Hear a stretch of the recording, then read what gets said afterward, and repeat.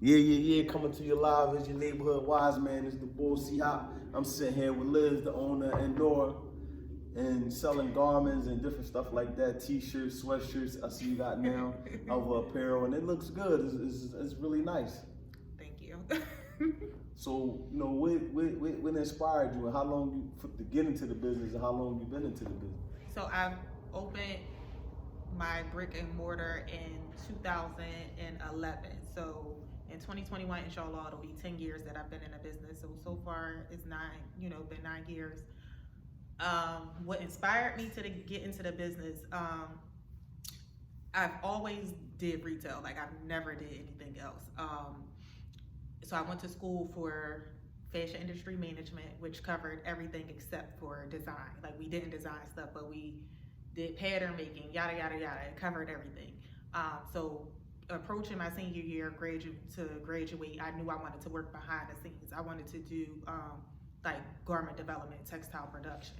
And then as, working for a company that was local in Philly throughout high school, like I learned the ropes of entrepreneurship. Like I consider them my brothers. And that was Mesquite. That right? was Mesquite. Yeah. Those are the bros. So I remember even when I had my idea to open a store, I consulted with one of them, like, how should I do it? Like, what should I do? And he gave me like the best piece of advice. Like, and it was simple. He was like, come up with your name and then find your space. Don't find your space and then come up with your name. Come up with your name, find your space, and it'll all fit like you want it to fit. Right. So, and that's what I did. I could say that somebody asked me before, was my focus always to have a store for Muslim women?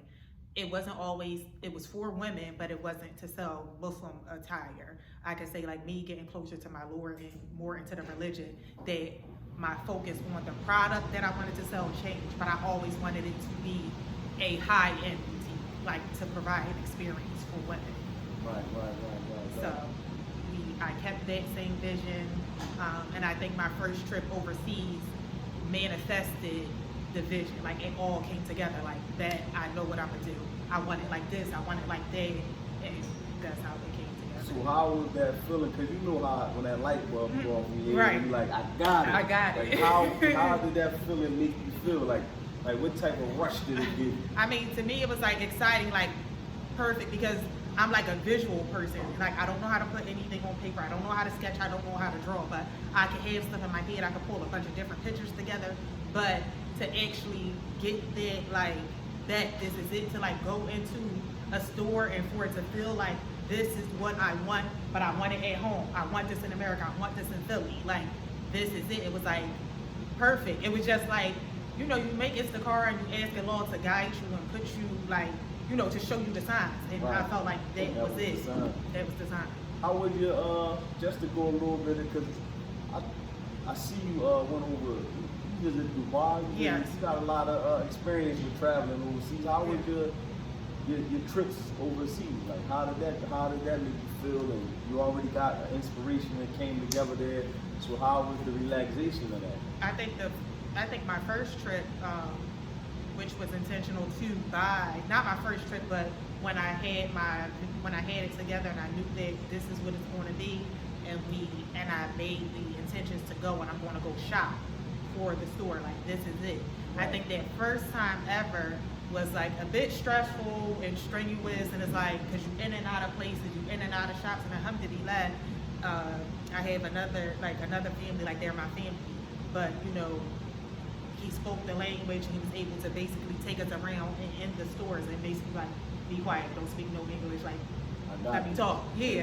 And alhamdulillah, like that was like a long lasting relationship that, even like to the point that he probably made connections with a tailor that he like, put into position to, by the permission of Allah, but like really put them into play, like with making a bunch of stuff and doing this and doing that, like even getting them acclimated with dealing with different people and large orders. And of course they have their large orders there, but when you're dealing with Americans, it's different. So I could say that first trip, and then after that, we're Dubai, they speak English, so it's easier to just go. Right. And I think my first tailor in Dubai, like I had never met them in person. I filmed them online, we started communicating, they sent me some stuff, and it went from there.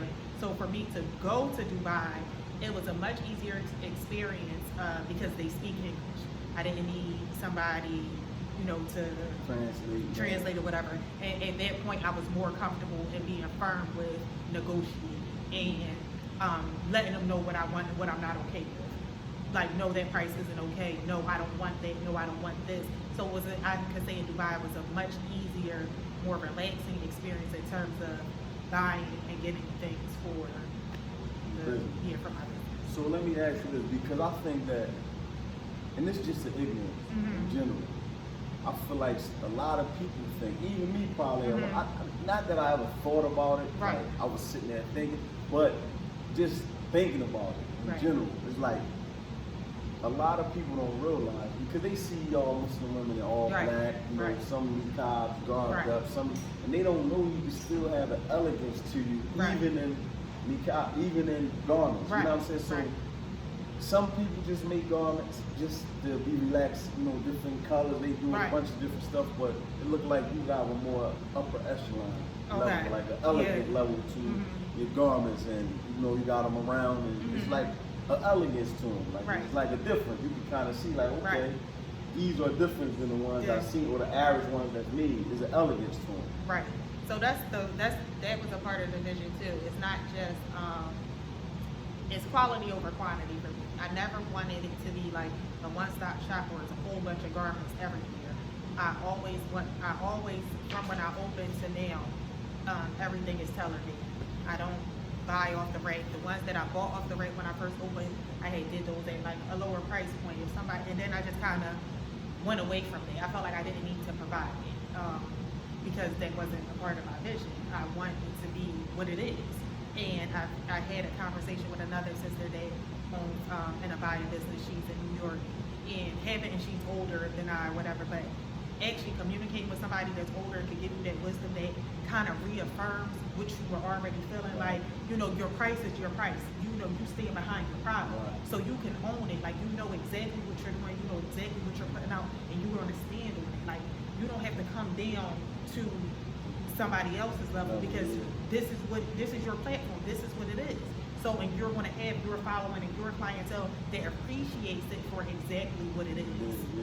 Because that's like, for instance, as a man going to get a garment, like it's some spots you go in there to get a garment. It's like I call them, for me, I might be not the only one, but I call them everyday garments. And I tell brothers, like, I need the everyday, just a relaxed something that just throw on, I can wear, you know, just take it off though. But when you want to eat or you want to have a little special problem, whatever, you want something nicer, something a little nicer, and then you got a few that give you that, people that give you that, and that's what I see here, like even down to the look like the over, I don't know the name of it, but the scarves. Oh, the shaylas. Even down to the shaylas and the design and the colors, like give you some pop. Yeah. You know what I mean? So if that, do you look to kind of like make the women feel, because I feel like it's a struggle with women covering, you know what I mean, and they still feel like they don't look beautiful no more. Yeah, everybody I can't have my hair out, I can't, but I feel like women look more beautiful, and that's where I'm at in my Islam, you know, and it's not no knock on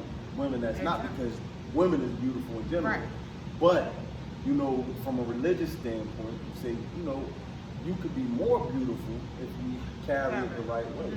I think for a kid, I definitely want somebody to put on one of my garments and feel like, yes, this is it.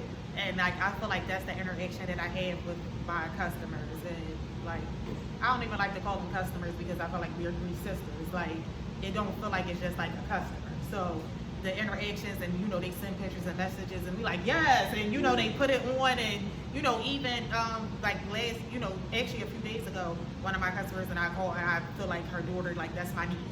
She put on a garment, and she had told her mom, you know, I'm going to be the prettiest girl at the Eid, mashallah.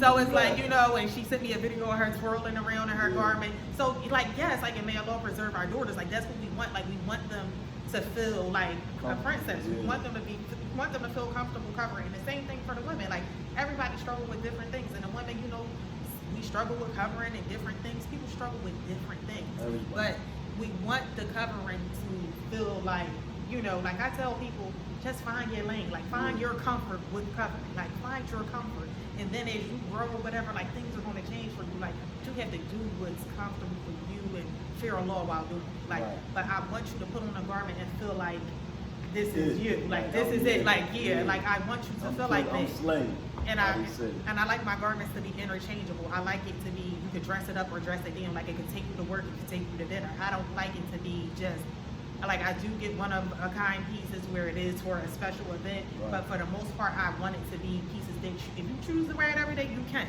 If you want to wear it for a special occasion, you can. Like, I have a piece that I wear anywhere. Right. If I want to feel like I want to get dressed up, I might change my shayla or something and put on shoes. It's just about the accessories sometimes, because black is elegant within itself. Right. If you dress it up or dress it down, it's still going to, people gonna tell you you look nice either way. Right. Either way, they be like, oh, you look nice. You be like, what? I look like a bum.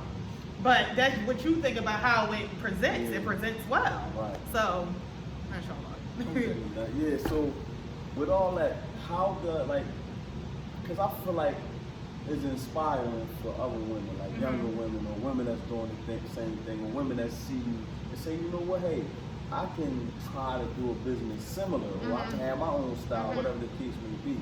And some people struggle with stuff like that. 'Cause Right. they don't want no competition, or Right. they don't want nobody else making no money. But at the same time, it's beautiful and it's inspiring when a person can say, man, I run this business because I seen Liz, or I seen Right. Food Right. Man, Right. or such Right. and such and such and such, and they inspired me, and this is where I became. So how do you feel about being somebody who can inspire others? Mashallah, like it, you know, it's just what it is. Everybody's inspired by something. You get Right. some type of inspiration from somewhere in your life. At some point, something inspires you to go to that next level or start that business, or you know, whatever it is. But to be that inspiration for people is humbling. I think because for me, sometimes it's kind of like off guard. Like I never really viewed it as such, like that I would be an inspiration for someone else. But I guess that's more so recently that I found that out. Like, oh, okay, mashallah. But yeah, I guess I think with inspiration, and then I could say like for women, like if you are inspired, like you know, just do it and don't be afraid to ask, like you know, for pointers or guidance in doing it. But I always tell people put the work in. I feel like a lot of people don't want to put the work in. You got to put the work in. You can't expect somebody to give you the whole game. Right. That's why they can't give you the they can't give you they they can't give you the blueprint. Like Yeah. you got to put the work in, and I think find your lane. Right. We can all do the same thing because our risk is with the law. Like we're gonna get what's for us, you Right, know, no doubt. and no doubt, Right. nothing more, nothing less. So, but you have to make it yours. That's the difference. Making it yours. That's all. Because nobody did anything first. Everybody did something before we did it. But the key is to make it yours. Right. Find your niche within that market, within that. Like make your own lane. Right. So let me ask you this, because I ask a lot of people this question.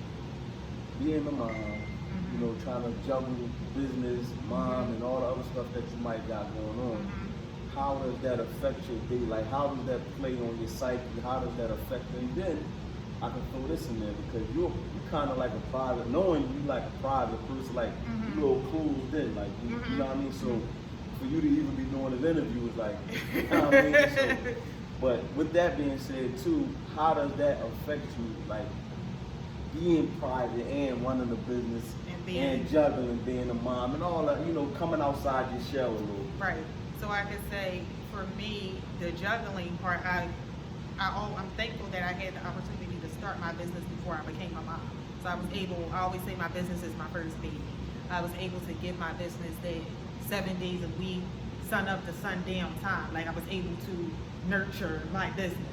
And I'm always thankful for having that. So life changed, you know, you have a child, and I feel like I started centering my life around my child. Right. So, you know, whereas though I feel like it may have, you know, affected my business, not really negatively, but, you know, kind of just like, I'm not just like here all the time because I have a person that depends on me. Like, you know, it's kind of different. But, you know, mashallah, also this space, being appointment only and all that, that helps me with the balance of being a mom and being a full-time entrepreneur.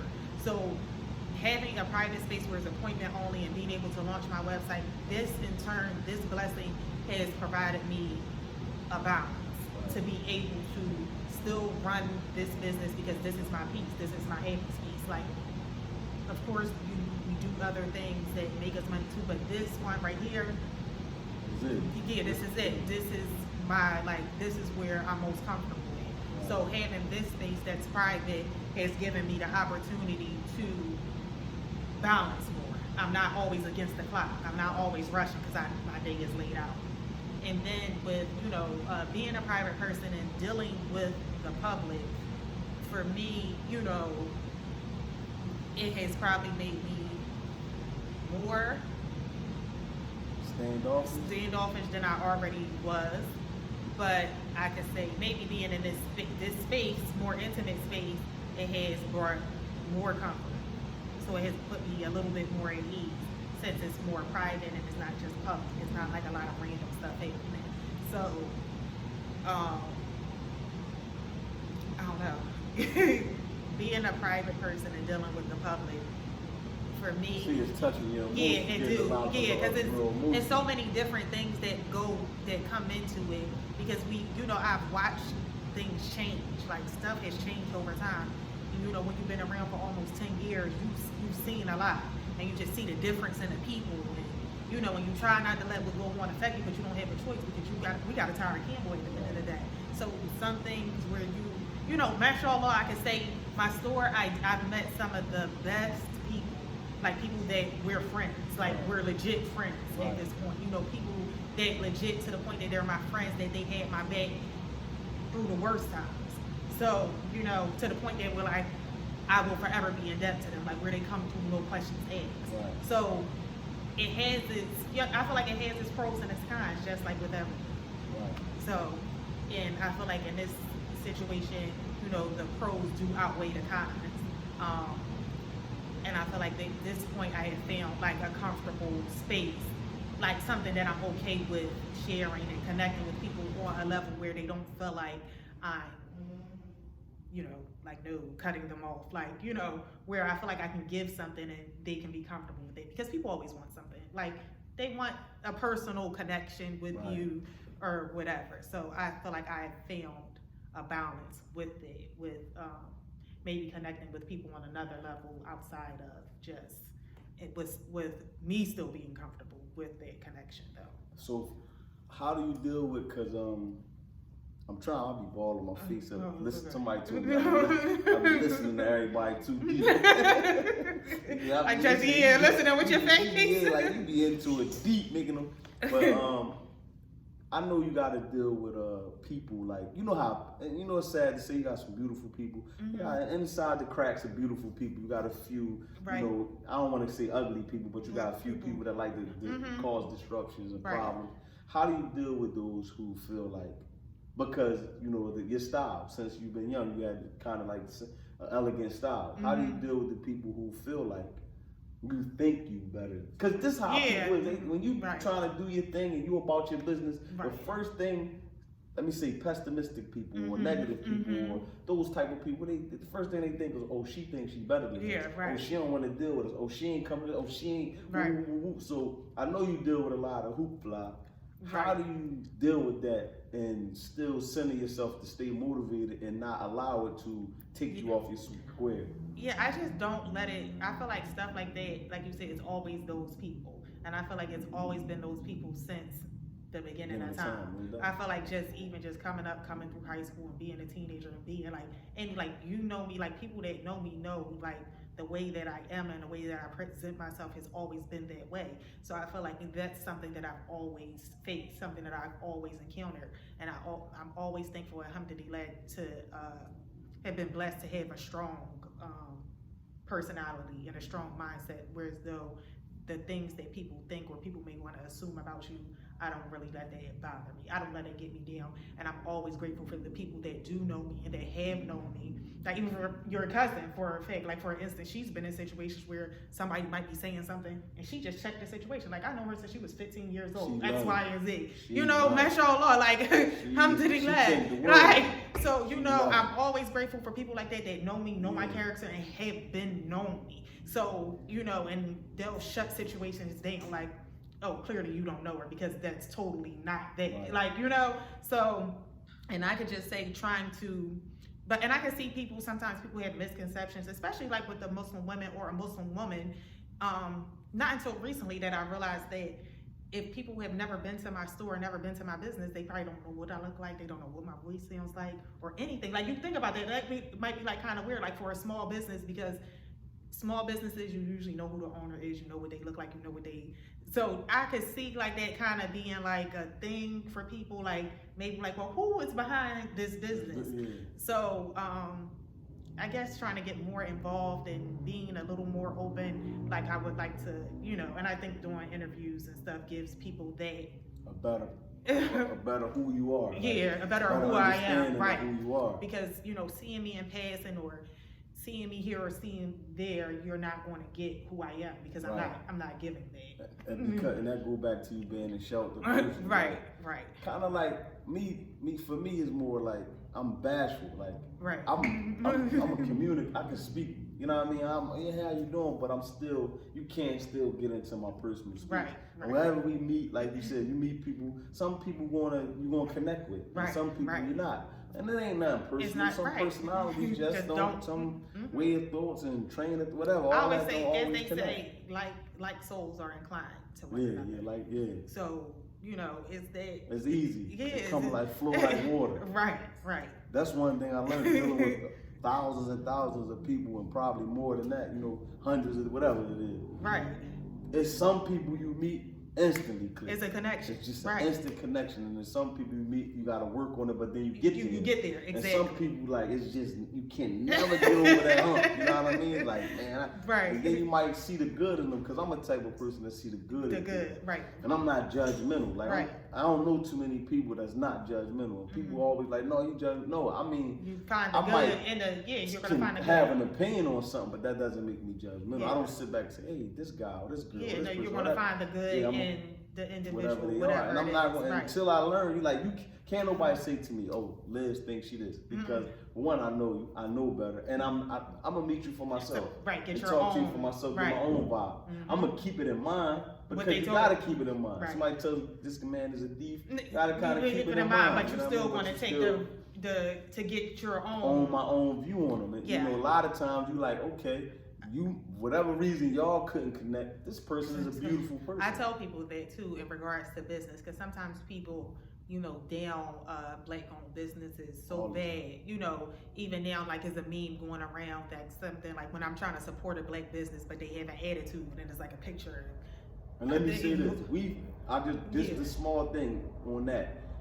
It's like we find, when it comes to small black business, we want them to be perfect. So we come in there looking for the smallest thing. We like, see, that's why I want to come in. Right. So I tell people, especially if you're a business owner supporting another business, make excuses for your brother or sister. Right. Like, especially your brother or sister in Islam, your brother or sister in business. Right. Make excuses for them, because you don't know what's going on. Or if you could give some constructive criticism where you feel like they may receive it in a nice way, give it to them. You know, or if your experience wasn't that great, I always say, you know, because I support a bunch of small businesses, and that's always been like my thing from the beginning, before this whole movement and everything. That's always been my thing, and I never let my experience, good or bad, deter somebody else from supporting their business. Right. Still, go support, try it out. Like, because that's just not me. I'm not going to deter someone else from not supporting a business, taking money away from another business. Right. That's just not my thing. Like,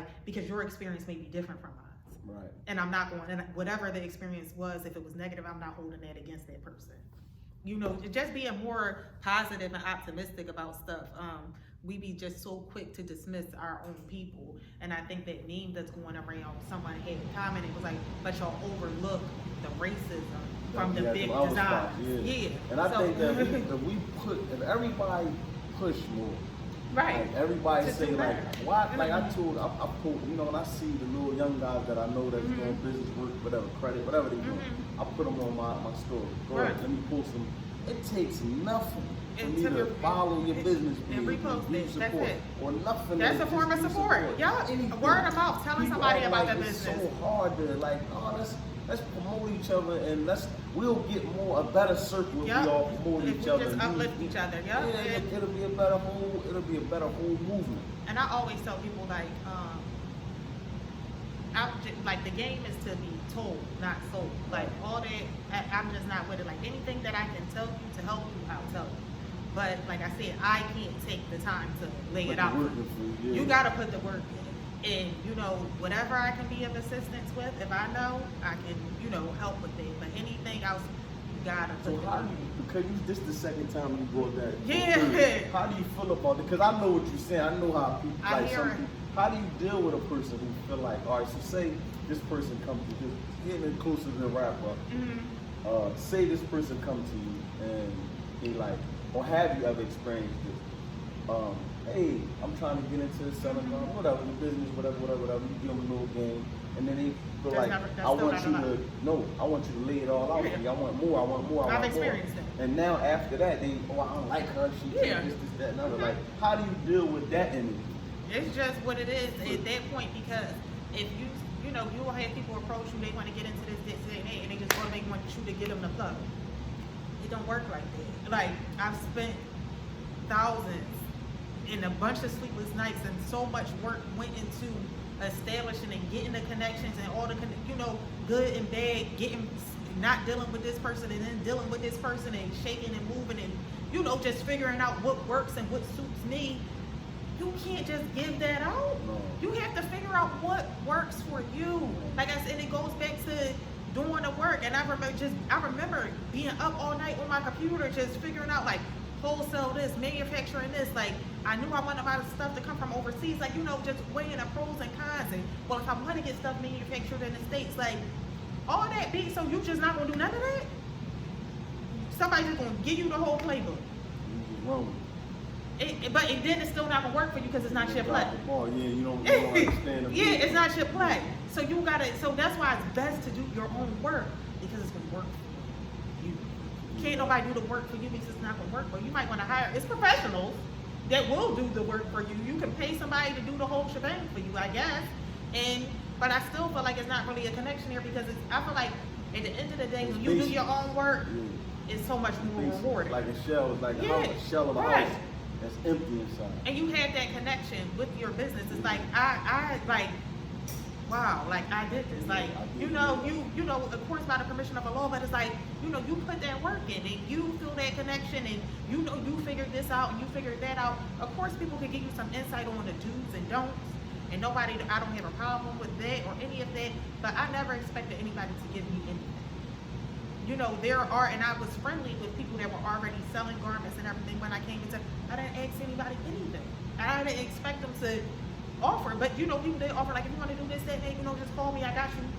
But I didn't, you know, because I like doing the work. I like figuring stuff out and how I'm going to do it and what's going to work for me, because what they provide might not work for me. Right, You know, so that's just the whole thing. If that's what you want, and if whatever your idea is to do, and if that's what you want, you're not gonna have a problem with putting the work in. You're not gonna have a problem with doing what you need to do to figure it out. And the things that you can't figure out, that's when you call somebody up, like, yo, I need help with this, that, or that. Right. You know. In closing, right? If you had like anything to say, like anything to give the people that might listen to this on any level about anything, it would be Black Lives Matter. This is how you start a business. It could be, don't get deterred by this. Like, what's something that you would shoot out to the even the younger girls that might be a hot girl, a mess right now, and want to get themselves, whatever you got to give. You know, that's one of my things I like, because all of us can learn from each other. Yeah. Or we might got something to give, and it might be one sentence, one word, whatever that might help another person who might just happen to listen to it and get benefit from it. So if you had something, what would you give? I would say whatever it is that you're thinking about doing, don't let anybody deter you. Don't let how somebody may feel about what you're going to do. If it's good, you know, if it's a good thing. Don't let what somebody else may feel like. Even it's something that's simple, like, well, embracing Islam. A lot of people or a lot of women may be thinking about embracing Islam, but they worried about what this person may think or what that person may think. You embracing Islam for the pleasure of, you know, for Allah, and to, you know, to change, like, to become a better person, because no doubt about it, I don't know anybody that embraced the religion that said that things didn't work out for them, like, you know, that actually practice, if you embrace it and with pure intentions and practice with the intentions of learning and growing and getting better, alhamdulillah, like, things will be great for you. But I would just say, don't let the outside naysayers or everybody running their mouth affect you, and don't believe the hype. Like, that's a big thing. Don't believe what you see. Don't this on these phones and this. Don't believe what you see, because everything that glitters is not gold. Yeah, get in. You just kind of touched on that before. Like, that's something that I wouldn't mind. Like, you kind of like going a little bit more into right quick, like right. You and still closing out, but going into that, like, because like that's the one of the things that people see the glam, they see the glitz, they see all the show. Right. I feel like it's a show. Most people put their pictures like, you know, it's a show. They put them strategic. Yeah, yeah. They post them strategically, and they put them in a layout and all of that. Yeah. So you can't buy into something that's planned. You can't buy into planned content. It's content. Yeah. Even if it's just a regular person, and they not an influencer, whatever, it's just content. So you can't really buy into content. So you can't let a content-driven page, just a pictures of, you know, a lifestyle,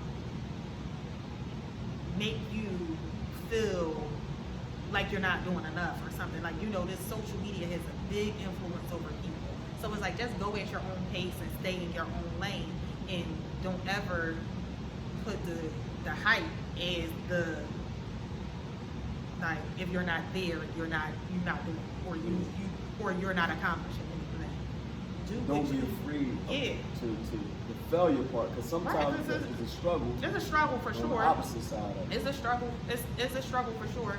But that's the same thing with business. Everybody's struggle with business is going to be different. And when you sit in different groups, and it's okay to get education. I've sat in different workshops and different classes, and you know, when they ask people, what has been your struggle in business, or what do you feel like you struggle with? Sometimes most people have the same struggle, and sometimes people don't. One thing I can say that I always hear is time management. Most business owners struggle with that. A lot of people struggle with finances. So, you know, you might have somebody that's a real punctual person, but their main struggle with their business is keeping their finances together to keep the business flowing. So everybody's business struggles are going to be different, but that's because we're unique individuals. Everybody's going to be different. But just back to it's just, don't believe the hype. Like, stay focused, stay grounded within the real world, because this is the real world. Not on these phones, not this social media, because everybody's just trying to be like somebody else. So stay true to yourself and be yourself. And if you don't know who you are, dig deep. Like, find yourself. It's okay to get in connection with yourself. Connect with yourself. Find out what you really like. Find out what you don't like. You know, what works for you, what makes you tick, what doesn't.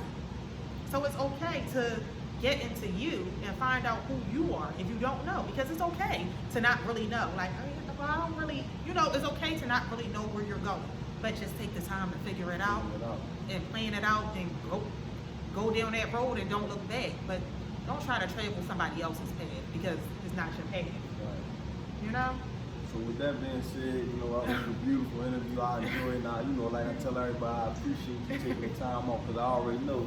Thank you. Like, in the shit, like, you know what I mean? But alhamdulillah, I really appreciate this. And if anybody learned anything, you know, from it, or just enjoyed the conversation, even if it's one person, you know what I mean? Like I always say, then it was a plus and it was a benefit. And I appreciate the viewer. I appreciate the view. And come check out Annor. And what's your website so you can let them know? My Instagram page is @Annor31, so that's ANNOOR31. The link to my website is in my bio, and that's it. And that's what you get, man. Thank you for listening. Thank you for hearing. It's the Neighborhood Wise Man, over and out.